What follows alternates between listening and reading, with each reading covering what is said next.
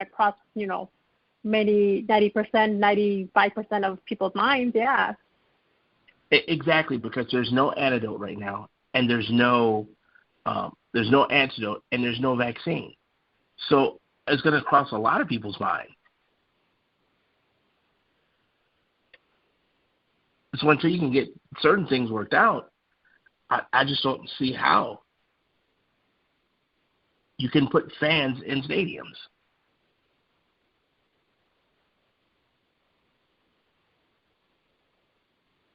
Yeah.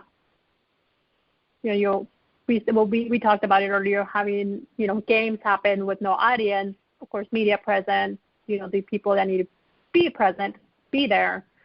But other than that, yeah, I totally see that perspective, and it's better to be safe than sorry. And you have to be. Yeah, and I know we talked about this. Dana White pushing for UFC. I know the plug was pulled on the fight he was trying to push for. We'll see how, I know that he said that without a doubt he's going to have the next one, make it happen one way somehow. We don't know what the outcome of that's going to be yet.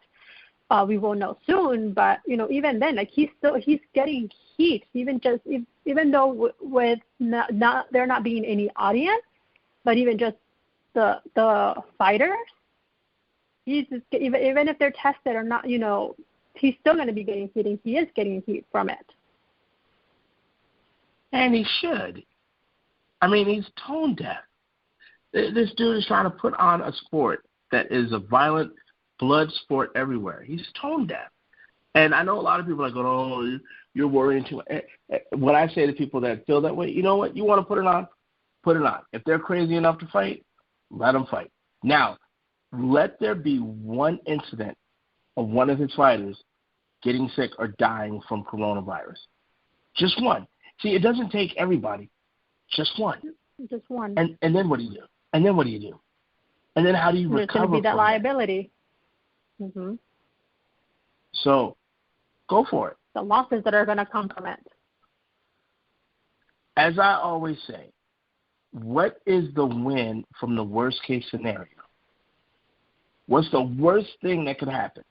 Someone could die, okay? So then is the win on the other side just as good? I don't know. It's not my company. It's not my company, and I'm not the fighters.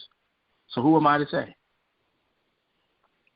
I'm not trying to pay another man's bill or get another man's wallet or another lady's wallet. So maybe they have to fight. Maybe they have to fight to pay their bills.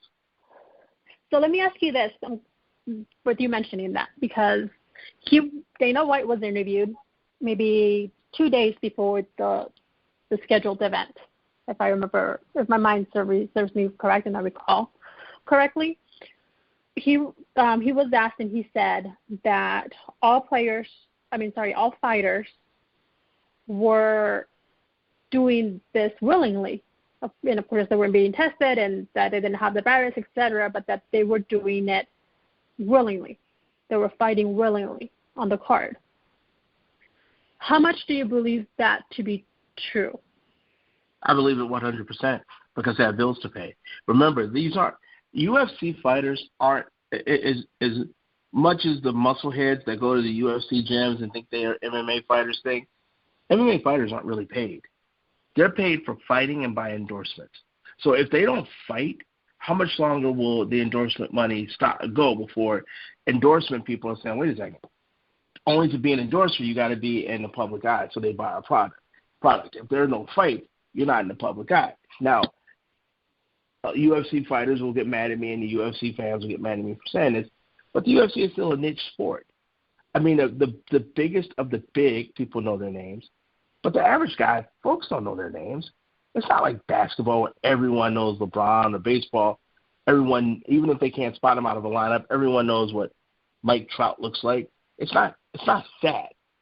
So they've got to fight. So now on their risk reward, it's like, look, if we don't fight, we don't get paid. If we don't get paid, we don't pay our mortgage. We don't pay our mortgage, no more homeless. So their risk reward is different. So I think that's where it comes in. So if he says all his guys are ready to go and all his ladies are ready to go, they probably are. because they probably don't have another source of income right now. It's what they do.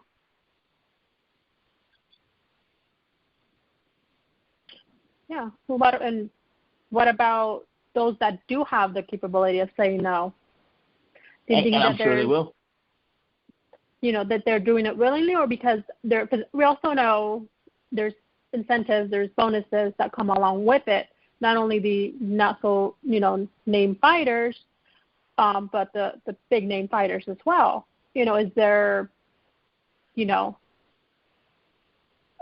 something there that they're giving them a push? Hey, if you fight, there's a little extra incentive for it, or if they don't fight, there's a repercussion for it.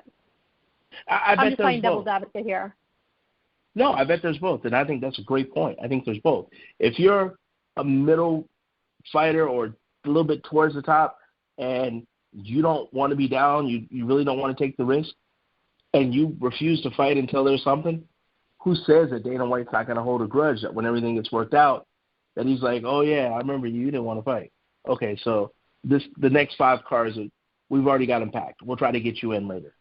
Who says that's not going to happen? I'm not saying it will. I'm not saying it wouldn't. If he did it, I wouldn't be surprised. He strikes me as a very petty person. So I don't know. Maybe it's possible.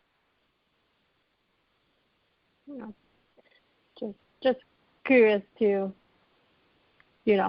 curiosity. Yeah, no, I'm with you. So yeah, there's all these questions that come up, and you're like, oh, what about this and what about that? So we know UFC is not a major league sport and it comes in teams, so it's affected differently. Yes. Yes, you are 100% right. Another one that's affected differently college sports. We totally did not have March Madness at all for like maybe a couple of days, but you know what I'm saying. So we already, I don't know if you heard, like a day, I think I heard yesterday or the day before, there's, I can't remember the college name, but they ended their soccer program out of the outcome from postponing or canceling the season. You broke up. Say that one more time. I'm sorry. So I don't remember the name of the college, but there's a college that canceled this season and canceled the soccer program. Oh, wow. All due to the outcome of the virus of COVID-19. So there's that happened. They're honoring the scholarships, and any of the students who want to transfer, they're gonna allow them to do that. But we already seen, this happen. How much more of a possibility is there going to be for other programs in other colleges, large or small? What's going to be that impact? And also for and March Madness didn't happen. Basketball. How is it going to affect baseball? How is it going to affect football as we go into the fall? Well, if we're just 100% brutally honest, football is the bell cow for just about every major university. I mean, Duke basketball would survive, obviously. North Carolina basketball could survive. But what people forget is the football bell cow helps some of those non-revenue sports survive. Now, the NCAA basically came out and said for spring sports, they'll give one more year of eligibility to the players. Well, how does that affect the university? So say you're a smaller university. Say you're, like a Samford, small university, and you have a baseball program. And I don't know if they do or not. But you have some seniors who want to play one more year. But you also have some freshmen coming in that you have scholarships that you want to give out to them. Well, if you have no income, no way to drive revenue, how are you going to pay for school and how are you going to give scholarships out when you have no money coming in? And to me, this is the sad reality of this whole thing. It brings to the realization every time you hear one of these jackasses say college kids shouldn't get paid, because it's all about school. Well, if it's all about school, why are we canceling programs that can't afford to fund anything? And if they can't afford to fund anything, that means it's not just about school, it's about revenue. And in saying that, here's my other thing. And one of the coaches from a larger program, I can't remember his name, said this, and it makes all the sense in the world. I just said a while ago that the city of New York and the city of LA are saying you may not be able to have sports with people in attendance until 2021. If you allow pro athletes to play and they decide that they want to play, they're grown men and they're grown women, and they're getting paid. They're getting paid for their job.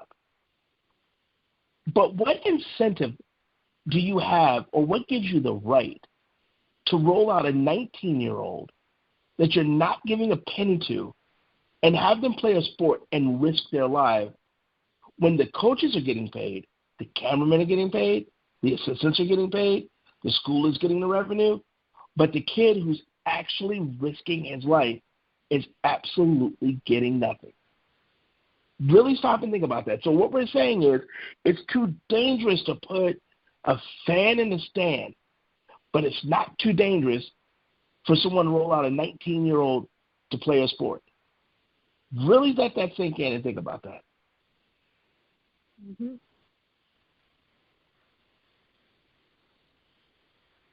So I know I got off subject a little bit, but that bothered me.